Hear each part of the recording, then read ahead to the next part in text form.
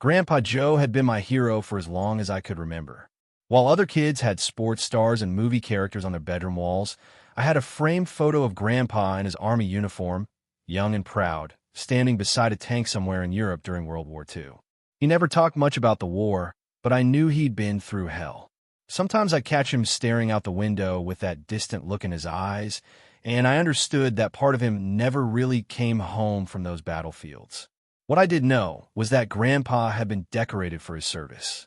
In his bedroom dresser, carefully stored in a felt-lined box, were his medals: a Purple Heart, a Bronze Star, and several others that spoke of courage and sacrifice. He'd earned them in the muddy trenches of France, fighting to liberate Europe from tyranny. But Grandpa was humble about his service. "I just did what needed doing," he'd say whenever anyone brought up his medals. Real heroes didn't make a home. Last month, Grandpa passed away peacefully in his sleep at 87.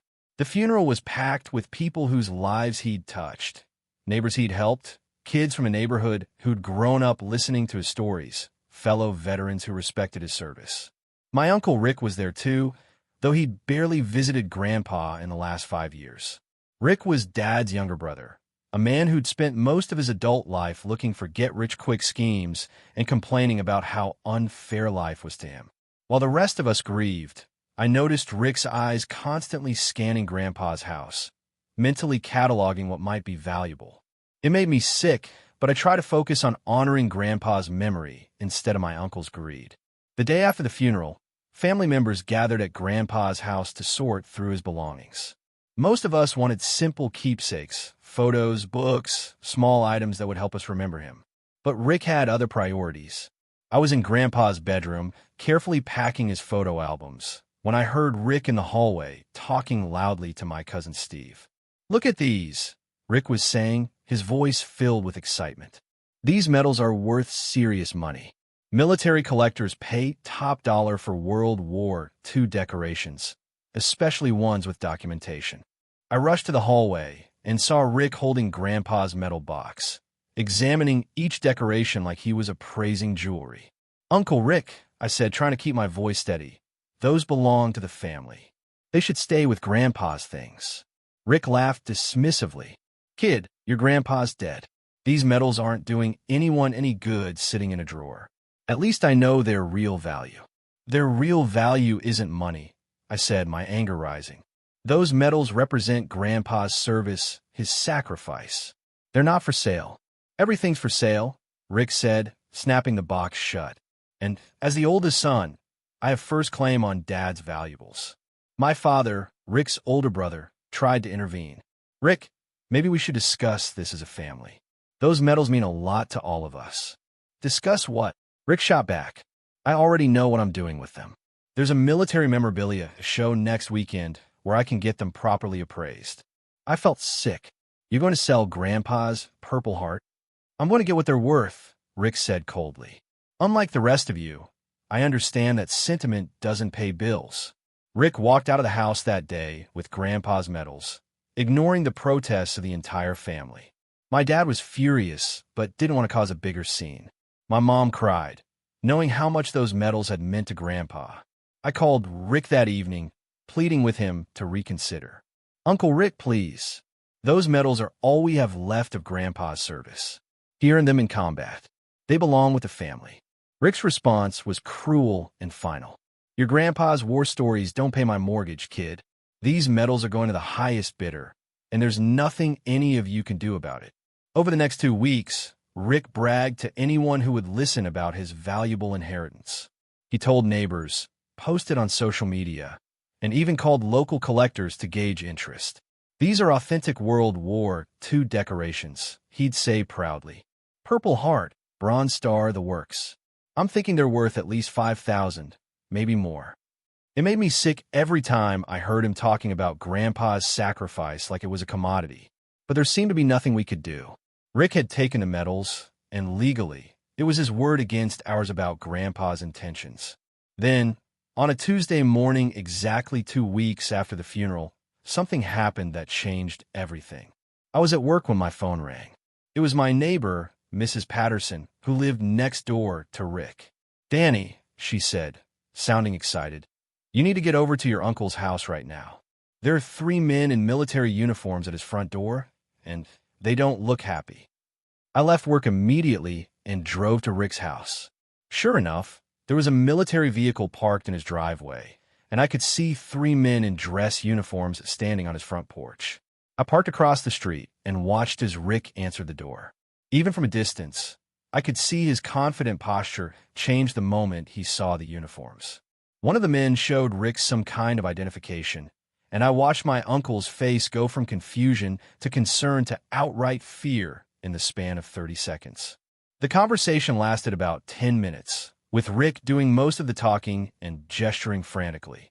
The military men remained calm and professional, but their presence was clearly intimidating my uncle. Finally, Rick disappeared into the house and returned with a familiar felt-lined box. He handed it to one of the uniformed men, who examined the contents carefully before nodding to his colleagues. After the military men left, I waited a few minutes before knocking on Rick's door. When he answered, he looked like he'd seen a ghost. "Rick, everything okay?" I saw the military guys leaving. Rick's usual cockiness was completely gone. "Danny, I need to talk to your dad. Something's happened." An hour later, our entire family was gathered in Rick's living room, listening to a story that none of us could have imagined. They were from the Army Criminal Investigation Division. Rick said, his voice shaking. They said someone had reported stolen military decorations being offered for sale. My dad leaned forward. "Stolen? What are you talking about?" Rick swallowed hard. They said Dad's medals weren't just regular service decorations. Apparently, the Purple Heart and Bronze Star were part of a classified mission during the war. Something Dad never told us about. I felt a chill run down my spine. What kind of classified mission? They wouldn't give me details, but they said Dad was part of a unit that operated behind enemy lines in France. The mission was so secret that the records were sealed for 75 years. They only got declassified last month. Rick continued, his voice getting smaller with each word. The investigator said Dad's unit saved dozens of Allied prisoners from a German camp. The Bronze Star wasn't just for regular combat. It was for extraordinary heroism during a rescue operation that prevented a massacre. My mom gasped. "Joe never told us any of this." "That's what I said," Rick replied. "But they showed me documents, photos, testimonies from the men Dad saved. Our father was a genuine war hero, and we never knew the half of it." Rick pulled out a business card. The lead investigator, Colonel Martinez, said the medals are considered national treasures now. They're going to be displayed in the National World War II Museum as part of an exhibit about classified operations. My dad stared at Rick. "So what does this mean?" Rick's shoulders slumped. "It means I almost sold priceless historical artifacts for a few $1,000s. Colonel Martinez said if I'd actually gone through with selling them, I could have been charged with trafficking in stolen military property."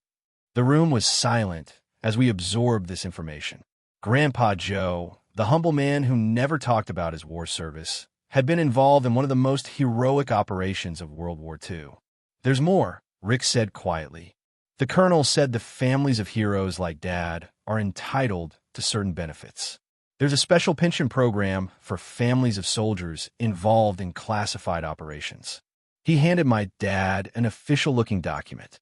The retroactive payment for Dad's classified service comes to over $200,000.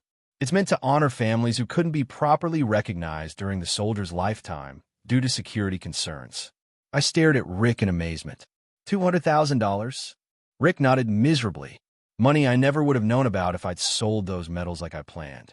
Colonel Martinez said the medals were the key to unlocking Dad's classified service record. My dad read through the document, his eyes widening. "This says the payment is to be distributed among all of Dad's descendants, not just one person." The irony was devastating.